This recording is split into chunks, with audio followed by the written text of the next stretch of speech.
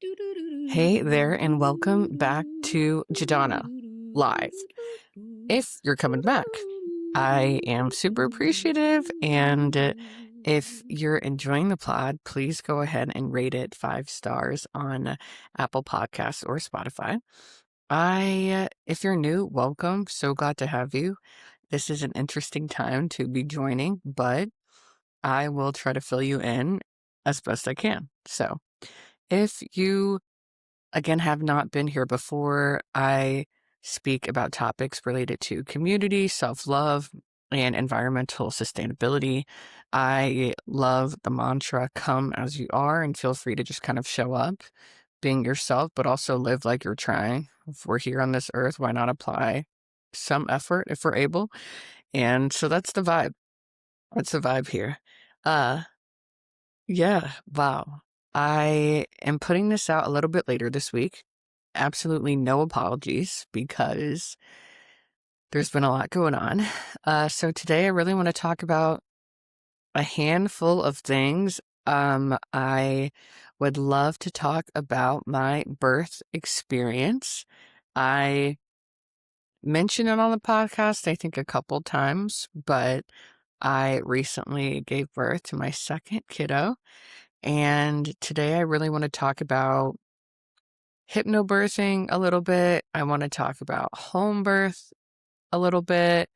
I want to talk about just like recovery and geez, what else? And yeah, just birthing. That's the vibe today. So really, really excited. I had an interesting experience of giving birth in 2 completely different locations. And so with my first kid, we were living in Los Angeles, and my family flew out to support my husband and I for a month with essentially whatever we needed, cleaning the house, food, blah, blah, blah. And they ended up coming 2 weeks before I was due, and then they're planning on staying 2 weeks after, but my kid didn't come until didn't come until the week after, so then my family really had like 1 week with the baby. So we were adjusting. For my first birth, since I knew I was in a different state and I knew I didn't have a ton of support, I knew I wanted a doula, and I had learned a lot. Someone had mentioned hypnobirthing to me. Like, it's LA, so I'm sure someone was like, "Oh, have you heard of hypnobirthing?" And I hadn't. And after I learned about what it was, essentially being like a series of meditations you focus on for 6 weeks prior to giving birth. Or I'm sorry, it doesn't have to be 6 weeks before, but we started around that time. And the class was 6 weeks. So, okay, maybe we started 8 weeks before. I took the class for 6 weeks and then had 2 weeks before my kid was born. I think that's essentially how it went.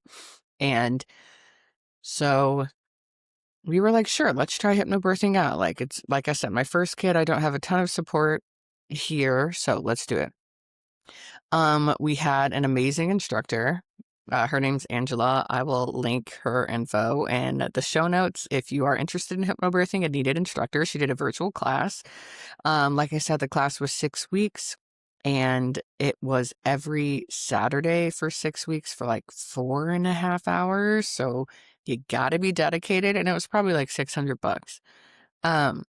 And so we had no idea what we were getting into. We were like, hypnobirthing, like I'm very woo-woo, like into a lot of different like stuff.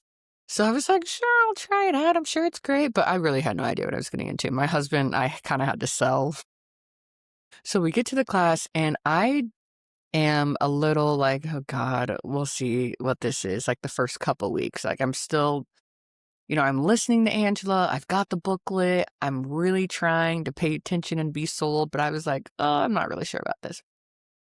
Third weekend and a couple more sessions in, I began to kind of realize, like, if I'm going to do hypnobirthing, like if I'm going to say I'm committed to that, I'm going to commit 100% because I've never given birth before and I'm terrified. And this is the only way I'm gonna like do this successfully. I just convinced myself of that. But also I was doing the hypnobirthing tracks, like the meditation. So they convinced me of that, you know. So all that to say, I started like practicing and was just gaining confidence. They have certain tracks, they call them, again, like guided meditations that you listen to. You have certain cues to like send your body into the hypnosis. You have certain cues to like send, they call it your bright orange hypno anesthesia, but like a pain relief meditation that you can do where you can like send the relief to the place that you need. Super effective. Again, if this is all new to you and you've never heard, oh my gosh, I'm sorry guys, never heard of hypnobirthing, and I've got the boppy holding the mic up. If you know, you know. And yeah, I just committed 100%. So was doing the tracks again, the guided meditations, like to sleep, was listening to the joyful affirmation, which is one that isn't the hypnosis. You can listen to it when you drive and when you walk. Some of the other ones you cannot listen to unless you are like in your hypnosis, like body position, your head is supported, and you're not doing anything where, you know, being in a trance can like mess you up in any way. So it was real. It was real. I did my little finger cue. There's like the finger up cue is like keep you alert. There's like a middle cue to like keep you just alert enough to do what you have to do. Then there's like the fully closed cue that like helps shut you down and just be in the complete hypnosis mode. So that's what I did. Like I said, I was like partially convinced until I was fully convinced. And then once I was fully convinced, it fully worked.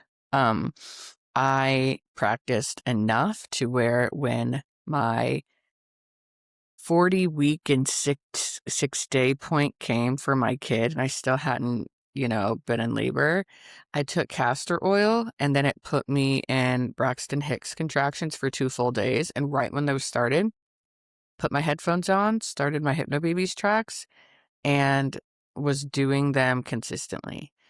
The 2 days later, when I was actually in real labor and I got to the hospital, they were like, oh, you're 5.5 centimeters already dilated.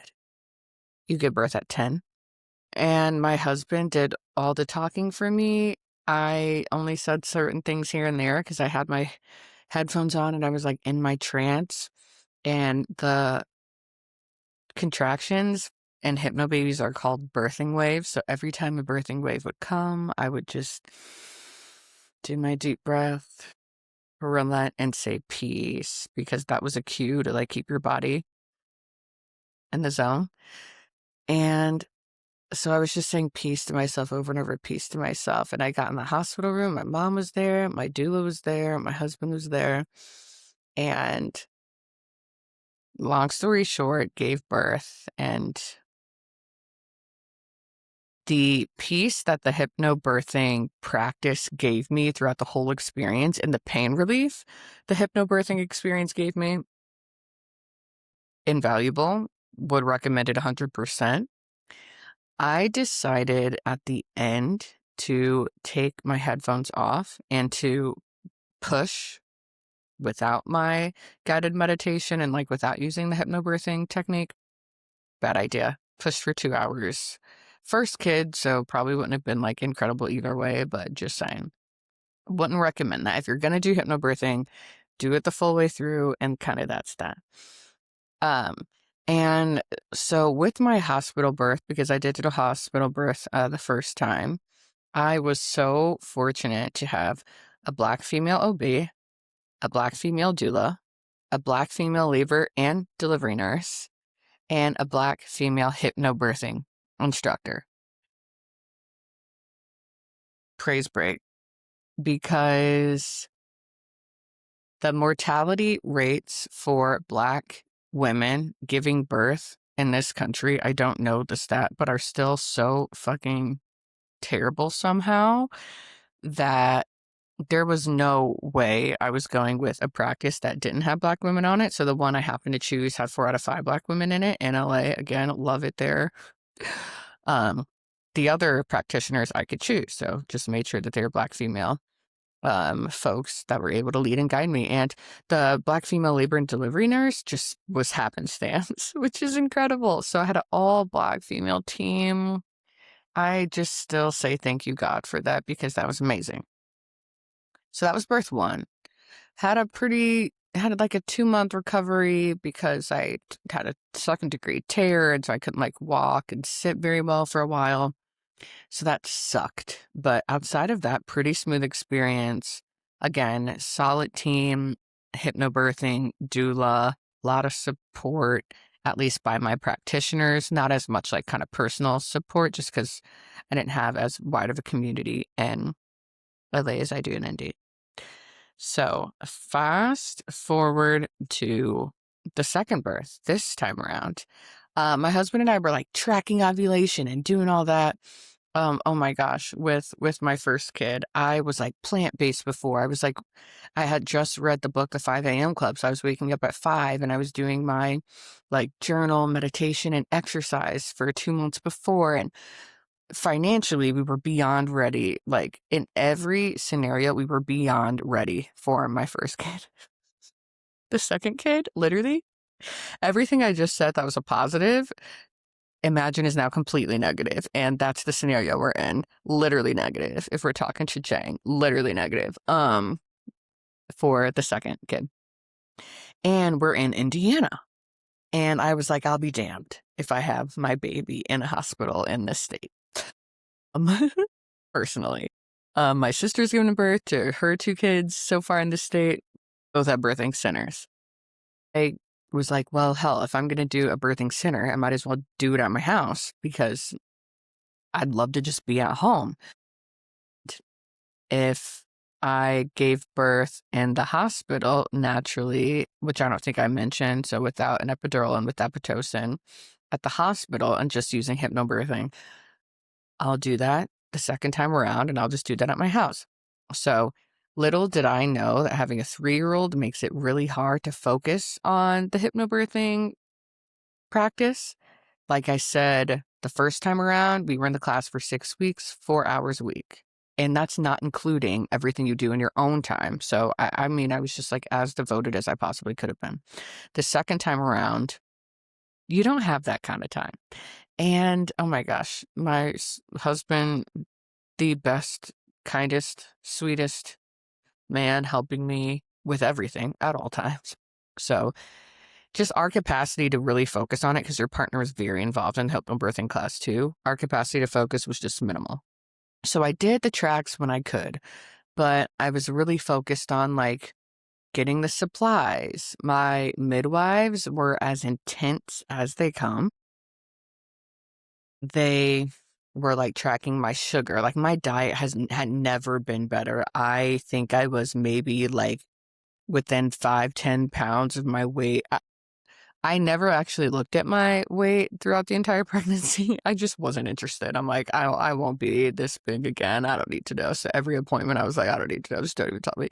But I didn't gain that much more after I was kind of like at my peak at like 30 weeks. I kind of stayed around the same because they just had me on very little carbs, tons of protein, every supplement you could ever freaking take. I was on calcium, magnesium, vitamin B, vitamin D, vitamin C, like in addition to my prenatal plus iron, plus, I mean, literally everything. And they were also too expensive. And so I would have 1 appointment a month, literally up until I was 40 weeks. So that I wasn't used to, because in the hospital, you go a little bit more frequently when you're close to your due date. So I had 1 appointment a month. My diet was super strict. My supplements were super strict. Everything was strict. Like I was eating like as organic, as clean as I possibly could, which I typically do a decent job at, but with this, I couldn't even have oatmeal in the mornings because it spiked my sugar too high. And my midwife was like, no oatmeal, cut it out. Egg bites only, avocado only. And when you have your avocado, you can put it on what did she say? You can put it on an egg. You don't need to put it on crab. Like, it was, my friends and like my siblings and my family were like, this is so extra. Like, I know at points they were concerned and worried. And I was like, guys, it's fine. Like, I want this. I signed up for this. Um, and going the midwifery home birthing method for us ran about 6K, a little over 6K, at least for like monthly fees, your 3 postpartum checkups for yourself, your 4 postpartum checkups for the baby. But people were like, oh my gosh, oh yeah, I bet a home birth is cheaper. Bitch, a home birth is never cheaper. It's never cheaper. I paid, I think, around $2,400 in total for my hospital birth, start to end. I paid, who knows, over seven, I don't know, for my home birth. Worth it, worth it. So all that to say, super strict leading up to it. As I started my contractions, great communication with my midwives, the one who was on call, just like a hospital, OB is on call, is the one who came, brought 2 birthing assistants, and they guided and helped me toward, the end of my labor. And I would just like to say, my midwives, Latina woman, Black woman, for my birth, 3 Black women. So proud to say, and 2 completely different scenarios. One, a hospital birth with a doula and a hypnobirthing instructor, and a nurse. The other at my home with a midwife and 2 birthing assistants, both all Black female teams. So as you can see, beaming with pride. I don't know how many people can say that. I am so fortunate that that was the case. My second birthing experience was harder for sure because the hypnobirthing routine was just not as polished the second time around. I didn't do the exercises as consistently as I did the first time around. So certain like pain relief methods, I just couldn't like visualize well enough. And so they didn't happen as well. So the practicing and the making sure your body knows, that's my newborn. I'm in the room doing this with my newborn. I don't think I mentioned that. I'm, that's a whole other thing. I'll get there. She may cry. This may stop. I may restart. It's fine. So yeah, the home birth went super well. I mostly labored on my exercise ball in my bedroom. That's where I was delivering.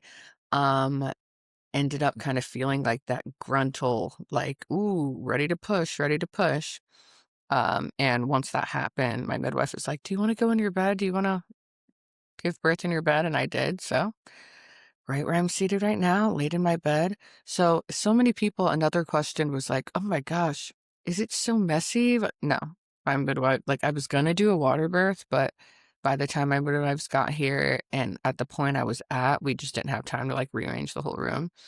But I actually loved the comfort of my bed. So, but they put tons of pads down. You have a whole different mattress protector, a whole different set of sheets, 2 sets of sheets, 2 mattress protect. Like you have so many precautionary items to make sure that like obviously your bed doesn't get soiled or whatever. So they take care of that. I don't even know what outside of the materials that like I had to buy beforehand. I don't know how they did it, whatever, because 1, I was giving birth naturally. You're not paying attention to any of that. And 2, that's their job. They did it. They figured it out. Baby was healthy. And a baby girl. So now I have a boy and a girl. And I'm happy to say I'm absolutely done with children. So that was another thing. No, I didn't have to do this again. And yeah, that ended up being so lovely and beautiful. My mom was here and my sister was here and my dad, but he was downstairs. And my mom was at my first birth too, so she got to see like both kids be born. She is an uncertified doula, she would probably say. She thinks the reason I gave birth to my first kid eventually was a result of her coaching me on what position to be in. We let her think that. Um, and so recovery. I wanted to take recovery a little bit more seriously this time. Like I said, the first time I was really sore and didn't really fully recover for 2 months because of just like where my tear was by my perineum, and it was like pretty long. This tear happened in a similar area, but wasn't as long. And I'm mad because I drank okra water for like 2 months. Because word on the TikTok streets was that it helped your baby slip right out. I don't know that that's untrue because I didn't tear as much, but I was hoping not to tear at all. So okra water, I don't know. I don't know. I also, for this birth, went to the chiropractor like very consistently, and she would align me. And so I'm assuming that helped with things too. I do think I maybe thought I would have a more like drastically different experience with the chiropractic care and with the okra water, which maybe I did. I'm not as sore as I was at the start because, like I said, I didn't tear as bad, but I'm still definitely sore right now. Sore. Um, I'm 2 weeks postpartum today, and a big part of my recovery routine this time was to not leave my house for 15 days. And not just my house, but to not leave my upstairs. So we don't have a bathroom downstairs. We have two fulls upstairs. And I was like, I can't be going up and down the stairs. So I decided I'm going to spend 15 days, which a lot of other cultures do, but I'm going to spend 15 days, like mostly just in my room and walking down the hall, like here and there, but honestly, very infrequently. And absolutely no regrets. Will likely stay upstairs still for a bit just as I recover. But highly recommend for the people who are able, because I know that's like a very privileged take. Not everyone can do that, but if you are able to stay in like your room, if you have a bathroom or like in one vicinity to do so. I thought I would get stir crazy, but I have windows like facing our main street and the lighting is amazing. And so I can kind of like see parking lots fill and empty. I can see people walking. I can see people driving on their commutes. And when there's more traffic in the morning and the evenings and not as much during the day, like I can see the sun. And when it rains, I can. So it's just like my experience is very like I'm living, even though I'm just kind of watching life happen because of where my room is situated. It was not soul sucking to just stay in my room. So I also understand how that's not the case for everyone as well. Um, but those were kind of the main three things, like the, all Black female team, the 15 days of staying as close to my bed as possible, the home birth being very, very strict leading up to the birth, but eventually leading to a very successful, birthing outcome, thank God. And overall, just using hypnobirthing as a great foundation. Again, yes, did not practice as much as I could have and should have for the second baby, but still had my headphones and the meditations going on my entire labor, the entire time.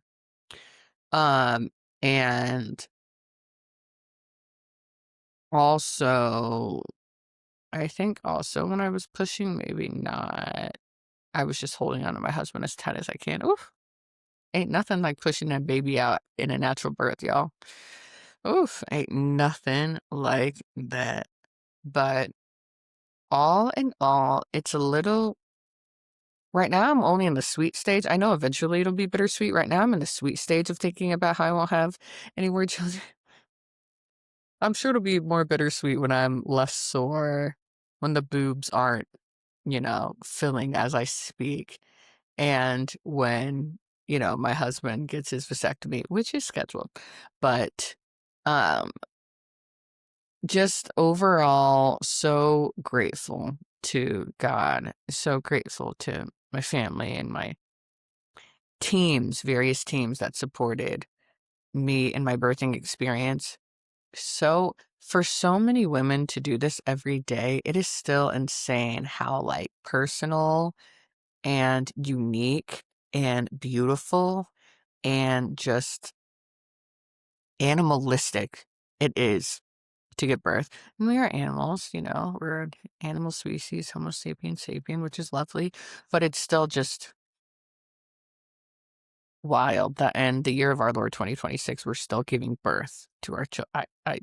That blows me away every time. That's my angel. So good to catch up with y'all. Gonna take care of this baby. And yeah, my husband wrote out my birthing story for the first kid. He is yet to write the birthing story out for the second kid. So he'll write that out. And we take a ton of digital photos, but after talking to my parents when they were visiting the new baby, and I was showing them my birthing book, and it is so thick, and I have so many baby photos, we're going to do 2 physical books for our kiddos too, just to have physical books. So highly recommend that too, just so they can have something tangible. But to all my birthing people out there, if you either have given birth, are on your way to giving birth, want to give birth, or maybe were unable to ever give birth, God bless you. Sending you whatever you need in this moment, whether it's confidence, whether it's reassurance, whether it's just kindness. I wish you that. I send you that. And yeah, we all have different stories. I hope this can be interesting. I know it's so personal, so part of me is like, yeah, no one will probably care. But I don't know. I like sharing it. And yeah, I will have updates here and there. I try to kind of keep the motherhood aspect of my life is kind of like a side note to this podcast. It's not like a motherhood exclusive podcast, but obviously I am a mom, and so those experiences will arise. So thank you for listening. I will be back in a couple weeks. Got a fun interview for you all in a couple weeks, but outside of that, take it easy, breathe deeply, and keep doing what you do. I will catch you next time. Same place, same vibe. Bye.